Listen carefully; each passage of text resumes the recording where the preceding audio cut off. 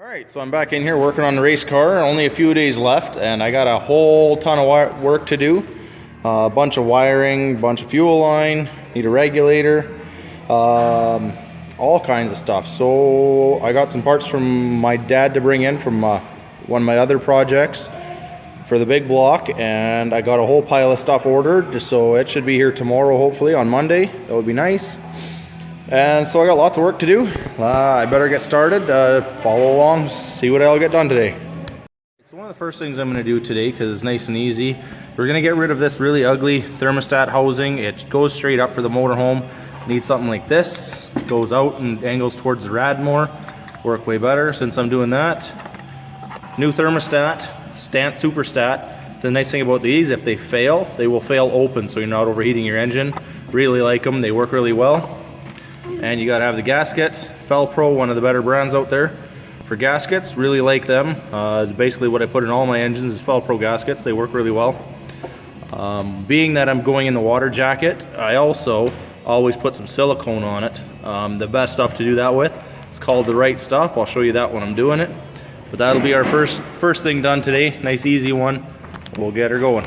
Alright, so we have the old thermostat off and out of the way and cleaned up the surface here. You'll notice there's a little lip right there. That's for the thermostat to drop right into.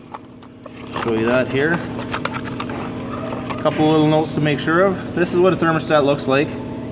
This bottom piece right here, with all the silver and the spring in that, always goes to the engine side. So that lip is so you can drop that in there. The thermostat stays where you want it, and it can't go anywhere. Perfect for putting the gasket over top. So what I did here is I went with 160 degree thermostat. So what that does is it'll open, a normal one's 195 degrees Fahrenheit. So it'll open at 160 instead of 195, keeping the engine a little cooler, allowing us to make more power.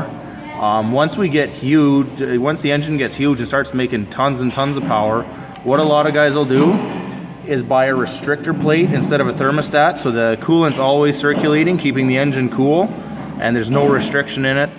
Well, there's a tiny bit of restriction, but not like this. It'll allow a lot more water to be flowing through all the time, because they're running huge compression, lots and lots of heat. They want to keep the engine cool all the time. So we're not doing that, so we still run a thermostat for now. And so we're gonna put our nice Felpro thermostat gasket on there. Use the Right Stuff made by Permatex. It's wicked silicone. Gonna use that, smother it on both sides and make sure we got no leaks. Another thing to watch for is these bolt holes. A lot of the time from the factory, those are open bolt holes, which means they go right into the cooling jackets. These ones aren't. These have an end to them, so they're called a blind hole. So we don't have to put anything on our bolts. But if you have open ones, they go right into the cooling jacket. Then you got to put thread sealant on the threads before you tighten everything down, so that the threads seal up. So some things to take care of. So we'll finish this up and move on to a different project. Alright, so that's how the finished product looks. And we used the Right Stuff by Permatex here on there. Just a nice little thin coat. What it helps with is all the little tiny imperfections that possibly a gasket wouldn't seal. Doesn't matter how good the gasket is. You just don't want any problems with any of that. So a little extra silicone makes everything awesome. So we have a rad hose here, but I ordered a brand new one, so we're not going to worry about this one. Same with the lower rad hose, ordered a brand new one of those. And yeah, we'll just keep tinkering away here and see what else we can get done today. All right, let's keep going. All right, some other notes to take here. Like I said, we had the fuse box and the solenoid here. I'm going to get rid of those today. I'm going to keep them because they still look like they're good and usable. If I can find a way to use them on the car, I will. But I don't want them there, so they're moving. Another thing about wiring, if you got wiring that's outside, on the outside of a car, these butt connectors do not cut it, especially when you can do that to them. So throw that away. These aren't good. These aren't sealed. Rain, moisture, whatever will get in there. It'll rot these wires. Don't do something like that. Under the dash of a car is a little more acceptable, but I just don't like these at all. There is butt connectors you can get that are a shrink tube kind, so you crimp them like this, then you heat them, and they'll shrink and seal to the wire. This isn't them, though those are a better. What I like to do is I will solder and shrink tube every connection. I know it's together, I know it's good, I know it's sealed. That's how I like to do things. Let me know if you guys do things differently or whatever, but yeah, we'll fix that up later today. Just some notes that I'm figured be good for you guys to know. Alright, so I'm working on the electric water pump drive here, which was given to me by a fellow racer buddy, Cam Hedrick. This was off of a big block Dodge. What it is a little electric motor that was repurposed off of something else and run on 12 volts. And this bracket was set up for big block Dodge. So what I've had to do is make another little piece here. And you can see I'm gonna have to do some welding right here. And I had to do a little bit of spacing right there with some nuts. So I'm going to tack these nuts in place as well, weld it all together, and then I have a little bit of room for adjustment here with the motor, which will be awesome. And I will have electric water pump. The motor doesn't have to turn that, more horsepower that we're not wasting, parasitic drag. And yeah, so I'll weld that up and we'll keep working on stuff. Alright, so a little trick that some of you guys don't know, especially with vertical filters. Some are sit horizontal or whatever, but this one's going to be completely vertical. So what I've done is I've dumped a bunch of oil inside the filter. This way the engine doesn't have to do it. You save a lot of wear and tear. A lot of the time the engine will fill the filter first before the oil gets to anything else. So save yourself a lot of wear and tear on your engine. Dump some oil inside the filter and take a little oil, rub it on the ring here, and help it seal up. So we're using a Hastings filter. These things are awesome. Love them. They do excellent filtration and stuff. There's other brands out there people think are great but aren't. Fram's one of them. Please stay away from those. I hate those things. They're just terribly made.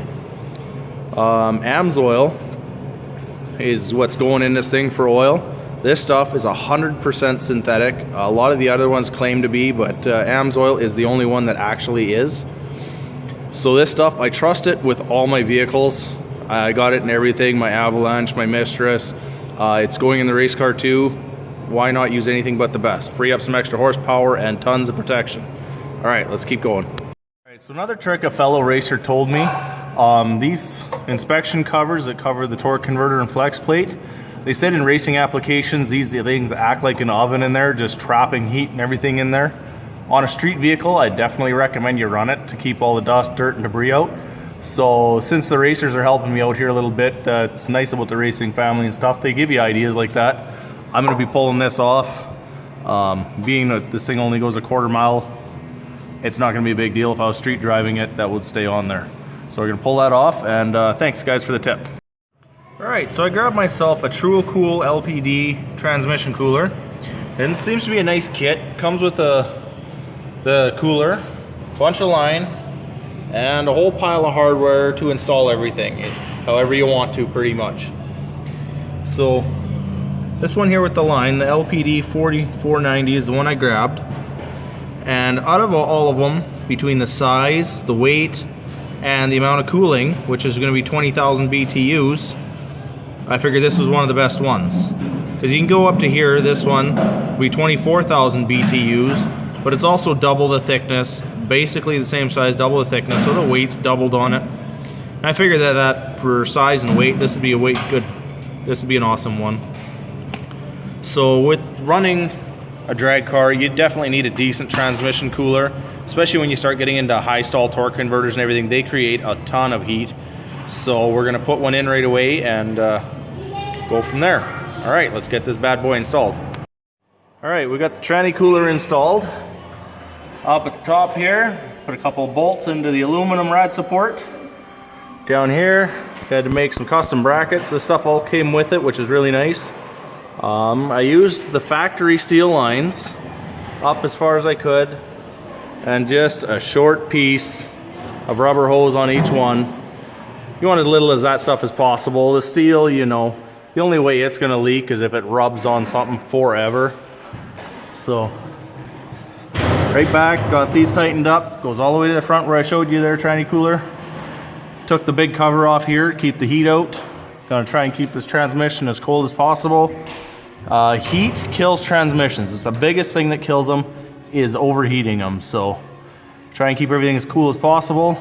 Make this transmission last as long as I can. And yeah, we'll keep going from there. So I got a fair amount accomplished today, but it's just time to go home and get the kids ready for school tomorrow. We got the trans cooler in. Looks pretty nice down there. Got the electric water pump motor in. It's looking good there. Still got to find a better way to mount that rad. I'll work on that. Engine's filled with oil, has the oil filter on it. Got my fancy 710 cap there. Makes it go faster. Took out this supposed drive shaft safety loop. If you look at some of these welds, they are absolutely ridiculous and gross and just hunks of metal. Yeah, that's terrible. That's going in the garbage. I found another one here, just kicking around the shop. Gonna bend that one up. That's an actual one right from Lakewood. So I'll bend that one up a little bit like I need to contour the floor. We'll put that in. That'll do the job just nicely.